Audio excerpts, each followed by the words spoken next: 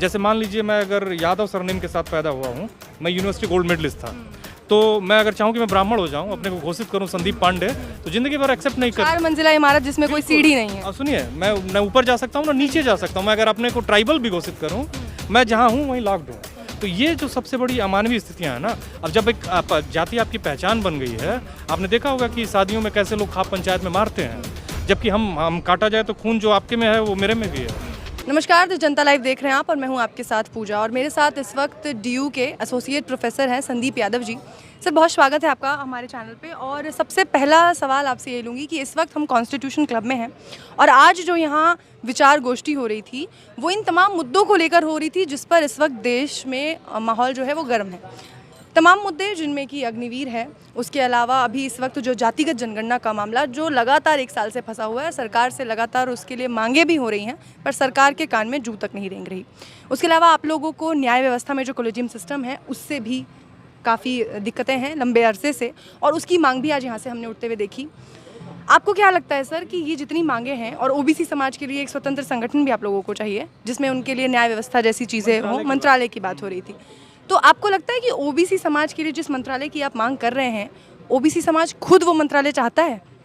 बिल्कुल चाहता है। ये ज़्यादातर लोग जो इकट्ठा हुए हैं ये ज़्यादातर तो ओबीसी समाज के ही हैं। और सबसे बड़ी बात ये है ना कि आप देखिए, जैसे मान लीजिए कि पूरे समाज में 100 लोग हैं, तो उसमें 50 से 60 लोग जो हैं वो ओबीसी समाज के हैं। उनको आपको देखना होगा, जो 4 पिलर्स हैं ना डेमोक्रेसी के, वो है आपकी न्यायपालिका है, कार्यपालिका है, पत्रकारिता है और जुडिशरी है। तो ये न्यायपालिका, कार्यपालिका, पत्रकारिता और विधायिका, यस आपने सही कहा, लेजिस्लेटिव है। तो ये जो चारों चीज़ें हैं इनमें उनका रिप्रेजेंटेशन कितना है, मैं जैसे आपको बताता हूँ, इसलिए ज़रूरी है क्योंकि जब तक रिप्रेजेंटेशन नहीं होगा ना तो कोई भी समाज इवॉल्व नहीं हो सकता है। आप इसको समझिए एक ह्यूमन बीइंग के रूप में, एक आदमी के रूप में। मैं नहीं जानता हूँ आपकी क्या कास्ट है। कास्ट एक्चुअली एक ऐसी इंस्टीट्यूशन है जिसमें बाबा साहब भीमराव अम्बेडकर कहते थे कि कोई फ्लेक्सिबिलिटी नहीं थी, रिजिडिटी थी। यही सबसे बड़ी प्रॉब्लम है।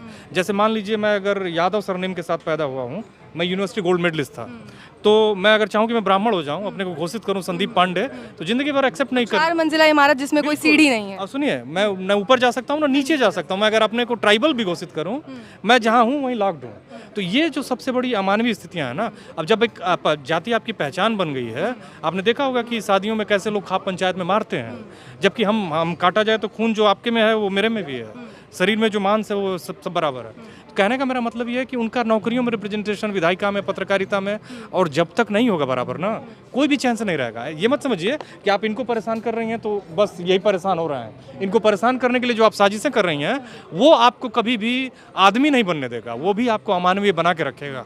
तो यहाँ का जो समाज जो उत्पीड़न करता है और जो उत्पीड़ित हो रहा है, दोनों एक विचित्र तनाव में है। एक तो उत्पीड़ित किया जा रहा है किसी को, वो अलग चीज़ है। एक दूसरा है कि कोई एक समाज जिसकी हम बात कर रहे हैं, ओबीसी समाज की, शौकिया उत्पीड़न का शिकार हो रहा है। मंदिरों में जाना, पूजा पाठ करना, कर्मकांड तमाम जिसकी भी आप बात कर ले, उन तमाम चीज़ों में संलिप्त है ओबीसी समाज के ज़्यादातर लोग।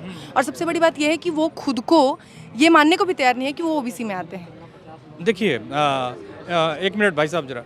एक्चुअली होता क्या है ना कि जैसे मैं आपको बताऊं कि आप पत्रकारिता में आई हैं तो इन सवालों के आप मतलब समझ गई हैं। आप ही अपनी उम्र की लड़की के पास जाइए, चाहे वो सवर्ण जाति की ही हो, जो घर में काम कर रही है, आप बैकवर्ड तो छोड़ दीजिए। एक बात होती है, एक वस्तु होती है, एक टर्म होता है कल्चरल कैपिटल, सोशल कैपिटल। बहुत सारी चीज़ें ना, जब आप अपनी माँ की पेट में थी तो आपको बहुत सारी चीज़ें मिल गई, बहुत सारे विशेषाधिकार मिले हुए हैं। जैसे मेरी बेटी है, मेरा बेटा है, वो एक यूनिवर्सिटी प्रोफेसर का बच्चा है, भले वो जैसे भी हो, आपके बच्चे से वो प्रिविलेज्ड रहेगा। और आपको बहुत सारी चीज़ें इनविजिबल मिलती हैं, दिखती नहीं है। वो जो पूंजी है, पूंजी केवल पैसे की पूंजी नहीं होती है, कल्चरल कैपिटल होती है, सोशल कैपिटल होती है, इंटेलेक्चुअल कैपिटल होती है। तो जो आप अपनी बच्ची को देंगी, वो एक गृहिणी जो आप ही की जाति की होगी वो नहीं दे पाएगी। तो ये जो नहीं देती, ये जो गैप है ना, ये जो गैप है, ये एक बहुत बड़ी समस्या है। ये जो गैप है, यही वो दिक्कत है। इसी वो लोग समझ ही नहीं पा रहे हैं कि उनके साथ किस तरह की हिंसा हो रही है। ये जो कल्चरल एक उनके खिलाफ वायलेंस हो रहा है, सोशल वायलेंस हो रहा है, एक विचित्र वायलेंस है। और जब तक आप देखिए ना, उत्तर प्रदेश का एग्जाम्पल लीजिए। उत्तर प्रदेश में सरकार कहती है कि 75% डेटा के हिसाब से लिटरेसी रेट है, लेकिन हकीकत की लिटरेसी रेट अगर जो बेकार के कॉलेजेस का वो सब, तो 30-40% है। जब तक केरल की तरह नहीं होगी, केरल आप जाइए कभी, क्षमा करिएगा, केरल आप जाइए कभी, आप देखेंगे कि वहाँ ऑटो चलाने वाले भाई के पास भी एक विचारधारा का एकदम क्लैरिटी के साथ, एकदम स्पष्टता के साथ ज्ञान होता है, जो यहाँ के कभी कभी विश्वविद्यालय के प्रोफेसर के पास नहीं होता है। तो ये जो विचारधारा, मैंने समाजवाद हो, चाहे कम्युनिज्म हो, चाहे हिंदुत्व हो, कोई भी विचारधारा मैं ये नहीं कहता हूँ कि पूरी फुल प्रूफ होती है। विचारधारा में प्रैक्टिस वो इवॉल्व होती है, वो नीचे आती है। तो जो प्रैक्टिशनर्स होते हैं वो उनमें प्रॉब्लम होती है। वो पॉलिटिक्स, आप ये मत समझिएगा कि कोई नहीं समझ रहा है तो उसके पीछे पॉलिटिक्स, उसके दिमाग को कंट्रोल किया जा रहा है। ये जो आपकी मीडिया है नोएडा वाली, जिसको कुछ लोग गोदी मीडिया कहते हैं, कुछ कहते हैं, वो कंट्रोल कर रहा है। वो 24 घंटा एक कार्यकर्ता की तरह आपके घर में बैठा हुआ है, वो आपको कंट्रोल कर रहा है। और जिस समाज के पास 10वीं तक पढ़े हुए लोग, अब आप कोई छोटा सा एग्जांपल देखिए, मैं बात समाप्त करता हूँ। कोई व्यक्ति जिसकी माँ अनपढ़ है, पिता अनपढ़ है, उसके पास वो कल्चर और इंटेलेक्चुअल कैपिटल नहीं होगी जो एक पढ़े लिखे माँ बाप वाले बच्चे के पास हो। तो ये जो कल्चरल कैपिटल टर्म आपने यूज़ किया है, यही सवाल मेरा है कि जो ये मांगे आप यहाँ से उठा रहे हैं, आपको नहीं लगता कि ये कल्चरल कैपिटल वाला जो ये गैप है, इसको भरने की ज़रूरत है, लोगों तक ये ज्ञान पहुँचाने की ज़रूरत है? एग्जैक्टली वो ज्ञान, देखिए इसी ज्ञान में ये बहुत छोटा सा प्रयास है, बहुत छोटा सा प्रयास है। ये बेसिकली क्या है ना कि ये एक ऐसा प्रयास है जैसे ठहरे हुए पानी में कंकड़ मारने की तरह है। ये कंकड़ जो है बेसिकली वो एक रिपल पैदा करेगा। रिपल आपने देखा है ना, जैसे तरंगे पैदा करेगा। तो वो जो तरंगे हैं वो दूर तक कुछ जाएंगी, इसके आपके चैनल के माध्यम से कुछ लोगों में अवेयरनेस आएगी। अगर इसी नैरेटिव को जो यहाँ पे हो रहा है, अगर आप 24 घंटे आप टीवी में चलाइए, आप देखिए 1 महीने, 1 साल में इस देश में ओबीसी क्रांति कर देगा। मीडिया है सच पावर, मीडिया के पास वो शक्ति है। इसीलिए जो पावर को कंटेन किए हुए हैं, जो पावर को कंट्रोल कर रहे हैं, वो ये सब नैरेटिव आने ही नहीं देते हैं। इसीलिए इसे वंचितों का नैरेटिव कहा जाता है, इसीलिए इसे एक ऐसे तबके का नैरेटिव कहा जाता है जो कहीं मेन स्ट्रीम में नहीं है। तो ये एक मुख्य समस्या है। और मैं आपको बता रहा हूँ, ये केवल बस इसी ओबीसी और एससी कास्ट की प्रॉब्लम नहीं है, ये अपर कास्ट की भी प्रॉब्लम है। मैंने जैसे आपको बताया ना कि आप किसी के खिलाफ साजिश करते हैं, या आप एक्चुअली एक समाज को इवॉल्व नहीं होने देते हैं, या आप जब तनाव में होते हैं तो आप तनाव में मैंने दोनों तबका तनाव में होता है। तो ये जो एक समस्या है, इसको जो प्रगतिशील लोग हैं, चाहे वो अपर कास्ट हों, जो समझदार लोग हैं, हालांकि बहुत कम है, वो इसका सोल्यूशन चाहते हैं, सभी सोल्यूशन चाहते हैं। क्योंकि हम नहीं चाहते हैं कि इंडिया तब तक तरक्की नहीं करेगा, आर्थिक सामाजिक, जब तक ये अपने इंटरनल, जैसे मैं आपको एक और एग्जांपल देता हूँ। आपके घर में लड़ाई होती है, पति पत्नी में लड़ाई होती है, तो बच्चे जो है वो कहीं से भी उनके 99% चांसेस ऐसे हैं कि वो अच्छे नहीं निकलेंगे, वो खराब होने के चांसेस हैं। तो ये जो कन्फ्लिक्ट है ओबीसी एससी एसटी को, इसको रिजॉल्व करना होगा। अदरवाइज आप हिंदुत्व की एक नैरेटिव देके उनको कुछ दिन तक तो कंट्रोल करेंगे, लेकिन ये ज़्यादा दिन नहीं कर पाएंगे। फिर वही आप पे बूमरैंग, मतलब घूम के वापस आप ही पे आएगा।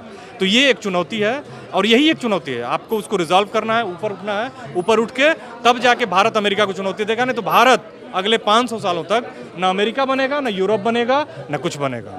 और ये इसी तरह से संघर्ष में जीवन गुजारना पड़ेगा। कुछ लोगों को रिजर्वेशन से घृणा होगी, कुछ को कुछ के आगे बढ़ने से घृणा होगी, और कुछ को हमेशा अपने प्रिविलेज को लगेगा कि चुनौती मिल रही है, उससे हमेशा दिक्कतें होंगी।